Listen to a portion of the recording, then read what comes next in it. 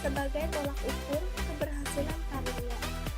Yang keempatnya adalah perencanaan karir adalah proses pembentukan tujuan karir dan jalur untuk mencapai tujuan tersebut. Yang kelima adalah pengembangan karir, mencakup peningkatan kemampuan seseorang agar dapat mewujudkan rencana karir. Nah, manfaat perencanaan karir bagi organisasi adalah yang pertama adalah menyelaraskan antara strategi organisasi dengan kebutuhan penyediaan karyawan dalam organisasi baik dalam skala lokal, nasional maupun global.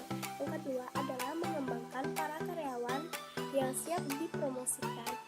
Yang ketiganya adalah potensi para karyawan secara prima mengurangi penumpukan karyawan di level-level bawah. Yang keempatnya adalah meningkatkan kepuasan karyawan. Yang kelimanya adalah membantu mewujudkan peluang kerja yang sama tanpa memandang perbedaan etnis, agama, gender, dan sebagainya. Nah, selanjutnya adalah perencanaan karir organisasional. Nah, meskipun tanggung jawab utama untuk perencanaan karir terletak pada individu, perencanaan karir ini harus benar-benar sejalan dengan perencanaan karir individual. Jika perusahaan ini mempertahankan para karyawan yang terbaik dan pandai, harus sejalan dengan kedua-duanya. Terus yang keduanya adalah karyawan harus melihat bahwa upaya perencanaan karir ini diarahkan untuk meningkatkan tujuan karir yang signifikan kepada mereka. Nah, kita masuk ke tahap-tahap perencanaan karir organisasional ini. Yang pertama adalah diawali dengan menempatkan kerja dan orientasi awal karyawan.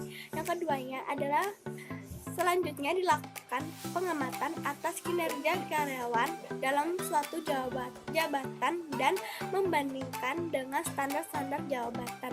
Yang ketiganya adalah berdasarkan pengamatan kinerja tersebut bisa didefinisikan kekuatan-kekuatan atau kelemahan-kelemahan karyawan yang bersangkutan.